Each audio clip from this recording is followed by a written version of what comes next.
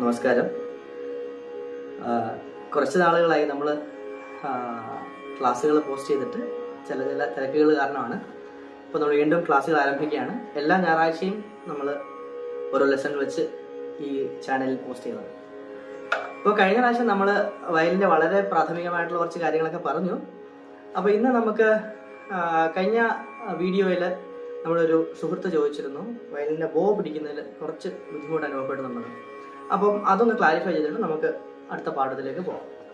അപ്പോൾ ബോ പിടിക്കുന്ന കാര്യം ഞാൻ പറഞ്ഞത് കുറച്ചും കൂടെ ഞാൻ അടുത്ത് കാണിക്കാം.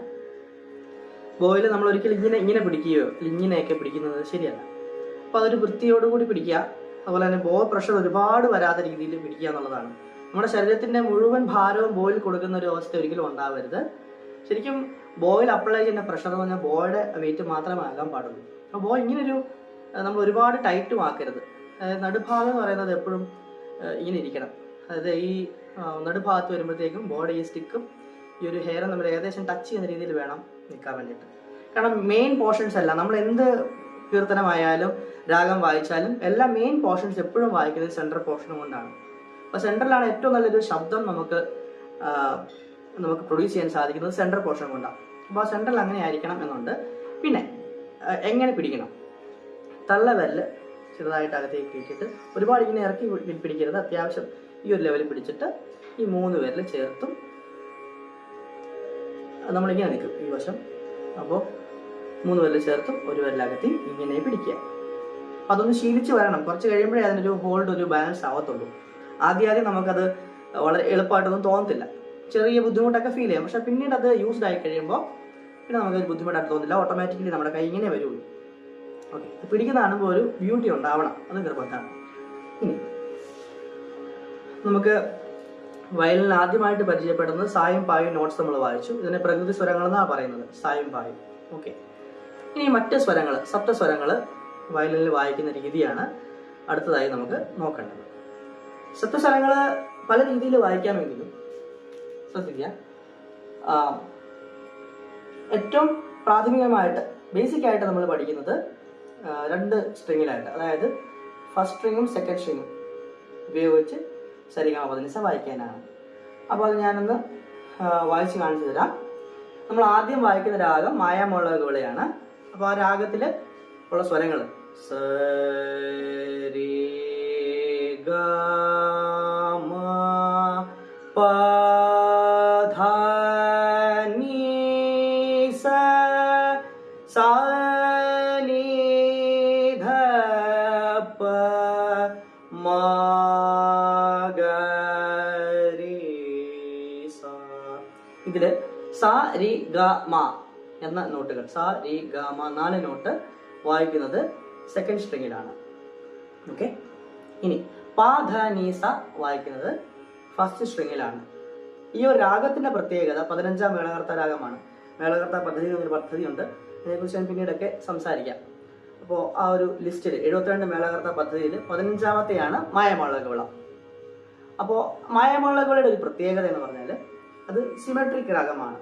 അതിൻ്റെ പൂർവ്വഭാഗവും ഉത്തരഭാഗവും, അത് ഫസ്റ്റ് ഹാഫും സെക്കൻഡ് ഹാഫും സെയിം രീതിയിലാണ്. സാരി ഗാമ എന്ന 4 സ്വരങ്ങൾ വായിക്കുന്ന പോലെ തന്നെയാണ് പധനിസ വായിക്കുന്നത്. അതായത് ഫിംഗറിങ്ങിൽ വ്യത്യാസമില്ലെന്ന് അർത്ഥം. സാരി ഗാമ എന്ന ഈ 4 നോട്ടുകൾ ഫസ്റ്റ് സ്ട്രിങ് സെക്കൻഡ് സ്ട്രിങ്ങിലും പധനിസ എന്ന് പറയുന്നത് ഫസ്റ്റ് സ്ട്രിങ്ങിലുമായി വായിക്കുന്നു. ഇത്ര മാത്രമേ വ്യത്യാസമുള്ളൂ. ഫിംഗറിങ്ങിൽ സെയിം തന്നെയാണ് 2 ഹാഫിലും വരുന്നത്. അത് വളരെ ഒരു നമുക്ക് ഓർത്തിരിക്കാൻ പറ്റുന്ന ഒന്നാണ്. അപ്പോൾ കുട്ടികൾക്ക് അതൊരു മനസ്സിൽ എപ്പോഴും വെക്കാം. സരിഗമ എങ്ങനെ ഞാൻ സെക്കൻഡ് സ്ട്രിങ് വായിച്ചു അതുപോലെ തന്നെ ഫസ്റ്റ് സ്ട്രിങ്ങിൽ പധനിസ വായിക്കാനുള്ളത്. അപ്പോൾ ഞാനിതൊന്ന് വായിച്ച് കാണിച്ചു തരാം. സെക്കൻഡ് സ്ട്രിങ്ങിൽ ഞാൻ സാ രി ഗ മ, സാ വായിക്കുന്നത് ഓപ്പൺ ആണ്, എല്ലാവർക്കും അറിയാം. ഇനി രി എന്ന് പറയുന്നത് ചൂണ്ടുവിരലെടുത്ത് 2ാം കമ്പിയുടെ ഏറ്റവും താഴെവശത്തായിട്ട് പ്രസ് ചെയ്തിട്ട് വായിക്കുക. ഇനി നടുവിരല് അകത്തി വെച്ച് വായിക്കുക. ഗ, ഗയോട് ചേർത്ത് നല്ല ചേർത്ത് അണിവിരൽ വെക്കണം, മായാകാൻ വേണ്ടിയിട്ട്. അല്ലെ മോതിര വിരല് അടുപ്പിച്ച് വെക്കുക ഗയോട്. ഓക്കെ, ഇപ്പം സായായി, രി ആയി, ഗായായി മായ. റിയിൽ നിന്ന് നല്ല അകത്തി വേണം ഗാ വെക്കാൻ. ഗായോട് ചേർത്ത് മാ. ഈ പൊസിഷൻ എപ്പോഴും നമ്മൾ ഓർത്തിരിക്കണം. ഏറ്റവും അറ്റത്തായിട്ട് രീ, നന്നായിട്ട് അകത്തി നടുവല്ല് വെച്ചാൽ ഗാ, ഗായോട് ചേർത്ത് മാ. ഇങ്ങനെ വെക്കണം. ഇനി ഇതേ പൊസിഷൻ തന്നെ ഞാൻ ഫസ്റ്റ് സ്ട്രിങ്ങിലേക്ക് വായിച്ചാൽ എങ്ങനെ ഇരിക്കും? ഇപ്പോൾ ഓപ്പൺ ആയിട്ട് പ, ഒരു വെല്ലം വെക്കണ്ട, ചൂണ്ടുവരൽ രീ വെച്ച പോലെ തന്നെ. ഒന്നാം കമ്പിയിലാണെന്ന് മാത്രമേ ഉള്ളൂ വ്യത്യാസം. ധായിൽ നിന്ന് അകത്തി നടുവരൽ, നീയോട് ചേർത്ത് അണിവരൽ.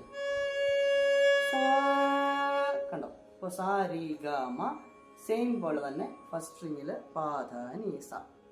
തിരിച്ച് അതേപോലെ ഇറങ്ങി വരണം.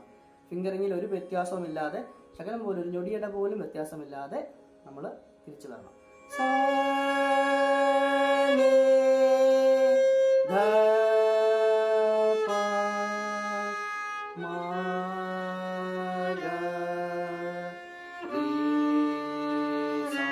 മുഴുവനായി വായിച്ചിരിക്കാം. ഫുൾ ബോയിൽ വായിക്കാൻ ശ്രദ്ധിക്കുക കേട്ടോ. ആദ്യം നമ്മൾ അതിലെ പതുക്കെ ഫുൾ ബോയിൽ വായിക്കണം.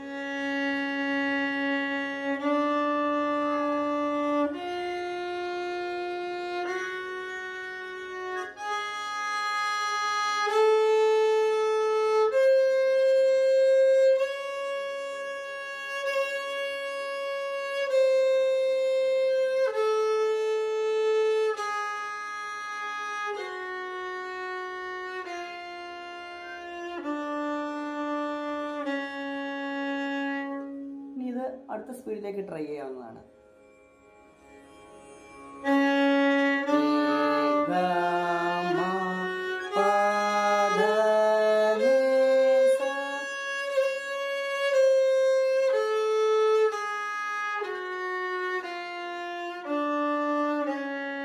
അടുത്ത സ്പീഡ് സരി ഗ മ പ ധ.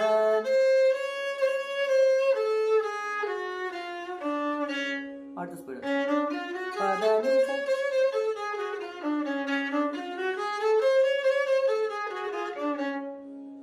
അപ്പോൾ ഇന്ന് നമ്മൾ പഠിച്ച പാഠങ്ങൾ ഏറ്റവും ബിഗിനേഴ്സ് ആയിട്ടുള്ളവർക്ക് വേണ്ടിയിട്ടുള്ളതാണ്. അപ്പോൾ ഇതിൽ നമ്മൾ പറഞ്ഞത് സപ്തസ്വരങ്ങൾ എങ്ങനെ രണ്ട് സ്ട്രിങ് ഉപയോഗിച്ച്, സെക്കൻഡും ഫസ്റ്റും ഉപയോഗിച്ച് വായിക്കാമെന്നാണ്. അടുത്ത ക്ലാസ്സിൽ കുറച്ചും കൂടെ അഡ്വാൻസ്ഡ് ആയിട്ട് സപ്തസ്വരങ്ങൾ വായിക്കുന്ന ഒരു മെത്തേഡ് പറഞ്ഞു തരാം. അപ്പോൾ അതും കൂടെ പഠിക്കാം. അതുപോലെ തന്നെ 3 സ്ഥായികൾ വായിക്കുന്നത്, മന്ത്രസ്ഥായി, മധ്യസ്ഥായി, താരസ്ഥായി, ഇങ്ങനെ 3 സ്ഥായികൾ ചേർത്ത് വായിക്കുന്നതും അടുത്ത ക്ലാസ്സിൽ നമുക്ക് ചർച്ച ചെയ്യാം. അടുത്ത ക്ലാസ്സിൽ അതിനെക്കുറിച്ച് പറഞ്ഞു തരാം.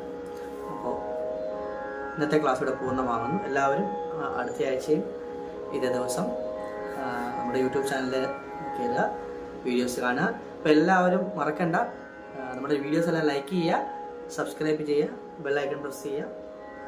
തുടർന്നും ഞാൻ വീഡിയോസ് പോസ്റ്റ് ചെയ്താണ്. എല്ലാവരുടെയും സപ്പോർട്ട് തുടർന്നും ഉണ്ടാകുമെന്ന് വിശ്വസിക്കുന്നു. Thank you.